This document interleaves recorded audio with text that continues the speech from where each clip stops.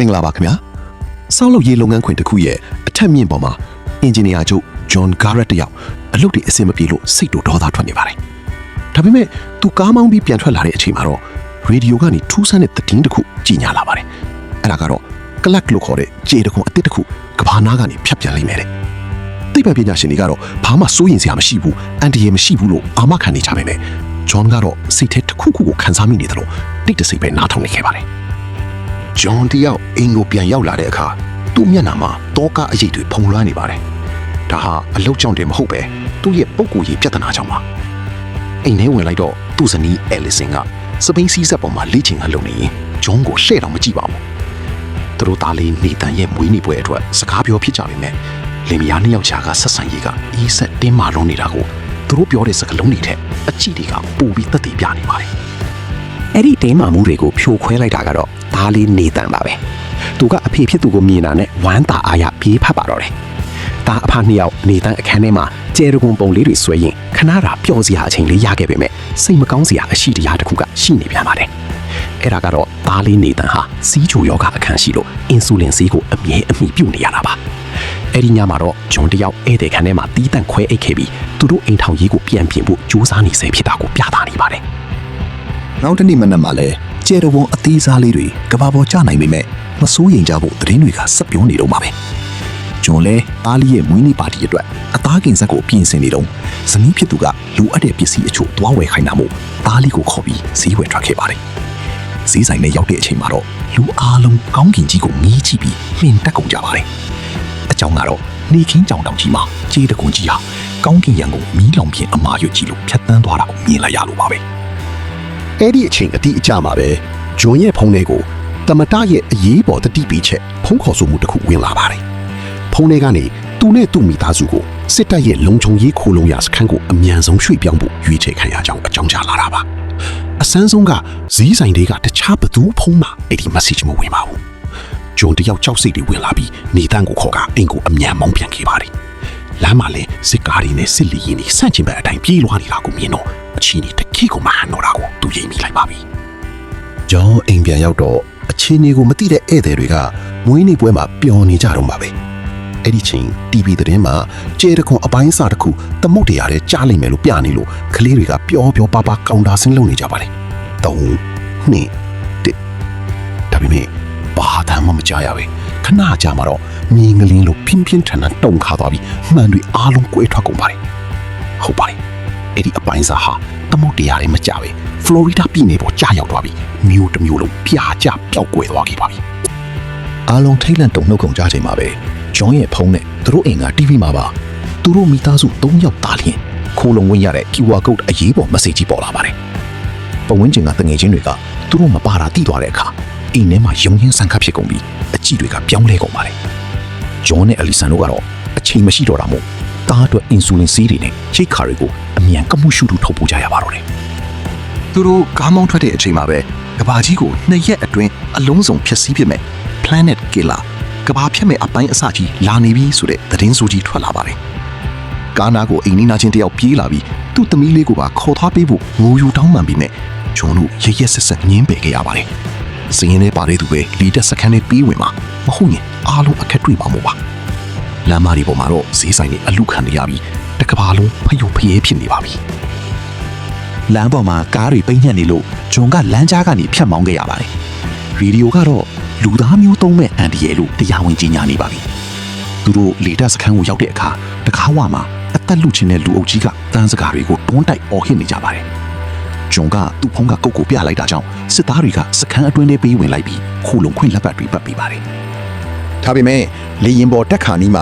သားလေးနေတန့်ရဲ့အင်ဆူလင်ဆေးဘူးကားထဲမှာမိကြံခဲ့တာကိုသတိရသွားပါတယ်ဂျွန်ကစီးအမြန်သွားယူဖို့ကားစီပြန်ပြေးသွားတဲ့အချိန်အဲဒီဆင်ကစစ်ပူကိုနေတန့်မှာစီးကြိုယောဂရှိကြောင်းအကူအညီတောင်းမိလိုက်ပါတယ်အဲ့ဒီစကားကြောင့်ပဲစစ်သားတွေရဲ့သဘောထားချက်ချင်းပြောင်းသွားပြီးနာတာရှိယောဂရှိသူတွေကို shelter ထဲပေးမဝင်ဘူးဆိုတဲ့စီကံအရာအဲလီဆန်နဲ့နေတန့်ကိုစခန်းပြင်ပါကိုရက်ရက်ဆက်ဆက်မောင်းထုတ်လိုက်ပါတော့တယ်ဂျွန်က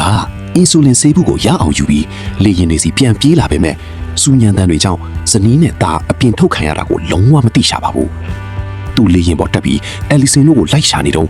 ဘေးကခီးတဲ့တယောက်က ကီလိုယောဂအခန်းရှိတဲ့သူတွေကိုစစ်တပ်ကပေးမတင်ဘူးလို့ပြောပြလိုက်မှဂျွန်တဘောပေါက်သွားပြီးသွေးယူသွေးတန်းနဲ့လေရင်ပေါ်ကနေပြန်ဆင်းဖို့ကြိုးစားပါတော့တယ်အတိအကျအဲ့ဒီအချိန်မှာပဲအပြင်ကတောင်းကျမ်းသူလူအုပ်ကြီးကစခန်းတကားကိုဖုတ်ထွင်းပြီးလေရင်ကွင်းနဲ့အတင်းဝင်လာကြလို့တနက်တန်လေးစုညံသွားပါတယ်ရုံရင်ဆန်ခတ်ဖြစ်နေတော့လေရင်တစင်းရဲ့စီတိုင်ကြီးကိုကြီးစားမှန်ပြီး runway ပြေးလန်းတစ်ခုလုံးကွင်းဆက်ကြီးပောက်ကွဲကုန်ပါတော့တယ်ဂျွန်လည်းမိတောက်တွေကြားထဲကနေအသက်လူပြီးပြေးပုန်းခဲ့ရပါတယ်မိခိုးလုံးတွေကြားကနေဂျွန်တယောက်သူ့မိသားစုကိုယူမတက်လိုက်ရှာပြီးမတွေ့တော့ပါဘူးနောက်ဆုံးသူတို့စီးလာတဲ့ကားစီပြန်သွားတဲ့အခါကားလည်းမရှိတော့ပဲစတီယာရီပေါ်မှာအဲလဆင်ခြံထားခဲ့တဲ့စားတိုလေးပဲတွေ့ပါတော့တယ်အဲ့ဒါကတော့နေတန့်ကိုအင်ဆူလင်ပေးဖို့အတွက်သူ့အဖေနေတန့်အဖိုးအိမ်ကိုသွားနေကြပြီဖြစ်ကြောင်းရေးထားတာပါတစ်ဖက်မှာလည်းအဲလီဆန်ကလမ်းမှာရှိတဲ့လူရက်ခံထားရတဲ့ဆေးဆိုင်ပြက်တစ်ခုထဲဝင်ပြီးသားဖြစ်သူတွေးချိုကြနေလို့အင်ဆူလင်ဆေးကိုတုံလှုပ်စွာရှာဖွေနေပါတယ်အဲ့ဒီအချိန်မှာပဲလက်နက်ကင်လူမိုက်ကိုင်းတစ်ခုဆေးဆိုင်ထဲဝင်လာပြီးတနက်တွေရမ်းပစ်လို့အဲလီဆန်တို့သားအမိအသက်လူပြီးနောက်ဖေးတကားကနေမီးခိုးတွေကြားထဲထွက်ပြေးခဲ့ရပြန်ပါတယ်သူတို့သားအမိလမ်းမှာကားတစ်စီးကိုတားတီးပြီးအကူအညီတောင်းရာဇနီးမောင်နဲ့နှစ်ဦးကတင်ခေါ်သွားပါတယ်ဒါပေမဲ့အဲ့ဒီလင်မယားကအလီဆန်ရဲ့ခိုလုံခွင့်ရမယ့်လက်ပတ်ကိုမြင်ပြီးစိတ်ကူးယုတ်လာပါတယ်နောက်ဆုံးမှာတော့အလီဆန်ကိုလမ်းပေါ်ကန်ချလက်ပတ်ကိုလူယူပြီးတားလေးနေတန့်ကိုပါကားနဲ့အတူပြန်ပြီးဆွဲခေါ်သွားပါတော့တယ်တစ်ဖက်မှာလည်းမိသားစုနဲ့ကွဲကြံခဲ့တဲ့ဂျွန်ဟာကနေဒါကိုသွားမဲ့ကုန်ကားတစ်စီးပေါ်ကြုံလို့လိုက်ပါခွင့်ရခဲ့ပါတယ်ကားပေါ်က Calling ဆိုတဲ့လူကကနေဒါမှာ Greenland ကမီအောက်ဘန်ကာရီစီပြန်တန်းပြီးမဲ့လေယာဉ်တွေရှိသေးကြောင်းဂျွန်ကိုပြောပြလို့ဂျွန်တယောက်မိသားစုကိုပြန်ရှာဖို့မျှော်လင့်ချက်မိထောက်လေးပြန်လေတောက်ပါလာပါတယ်ဒါပေမဲ့လူကောင်းတွေချားထဲမှာလူဆိုးကပါလာစမြဲပါကားပေါ်ကတခြားလူတယောက်ကဂျွန်ရဲ့လက်ပတ်ကိုမြင်ပြီးတပ်ဖြစ်ဖို့ထိကြိုးစားပါတယ်မောင်းနေတဲ့ကုန်ကားပေါ်မှာပြင်းထန်တဲ့လက်မောင်တုံးပွဲဖြစ်ပွားပြီးနောက်ဆုံးကားမှောက်သွားပါတော့တယ်ဂျွန်ဒဏ်ရာတွေနဲ့အသက်ရှင်ကျန်ရေးပေးမယ်သူ့ကိုတိုက်ခိုက်တဲ့လူနဲ့လမ်းညွန်ပေးတဲ့ကော်လင်တို့ကတော့တီးဆုံးသွားကြပါတယ်ပြန်ပေးဆွဲခံရတဲ့နေတန်းကိုအဲ့ဒီလင်မယားကစစ်စခန်းတစ်ခုစီခေါ်လာပြီးသူတို့သားအဖြစ်ဟန်းဆောင်ကခိုးလုံးခွင့်ရဖို့ကြိုးစားပါတယ်ဒါပေမဲ့စစ်သားတွေကလက်ပတ်နဲ့စရင်ကိုစစ်ဆေးတဲ့အခါသားလေးနေတန်းကသူတို့ကကျွန်တော်မိဘတွေမဟုတ်ဘူးလို့ရဲရဲဝံ့ဝံ့အမှန်တိုင်းပြောလိုက်တာကြောင့်စစ်သားတွေကအဲ့ဒီလင်မယားကိုချက်ချင်းဖမ်းဆီးလိုက်ပါတယ်အဲလီဆင်လဲလမ်းမှာကြုံတဲ့ကားနဲ့အဲ့ဒီစစ်စခန်းစီအပြေးလွှားရောက်လာပြီးတားဖြစ်သူကိုယူမတက်လိုက်ရှာပါတယ်နောက်ဆုံးစီးကူးသားဆောင်ထဲမှာနေတန့်ကိုစစ်တပ်ကအင်ဆူလင်ထိုးပေးထားပြီးဘေးကင်းနေတာကိုတွေ့တော့မှမိခင်ဖြစ်သူငိုချလိုက်ပါတော့တယ်အဲ့ဒီကကျင်နာတတ်တဲ့သူနာပြုကသူတို့ကိုအဖိုးဖြစ်သူရှိရာမြို့စီတွားမဲ့စစ်ကားပေါ်တင်ပေးလိုက်ပါတယ်ဂျွန်ကတော့လမ်းမှာစွန့်ပစ်ထားတဲ့ကားတစ်စီးကိုခိုးမောင်းပြီးအဲလီဆန်ရဲ့အဖေအိမ်ကိုအရောက်လာခဲ့ပါတယ်ရောက်ခမဖြစ်သူနဲ့အရင်ကဘလောက်ပဲအဆင်မပြေခဲ့ပါစေကဘာပြတ်တော့မဲ့အခြေအနေမှာအတိတ်ကရန်ညိုးတွေကိုမိထားလိုက်ကြပါတယ်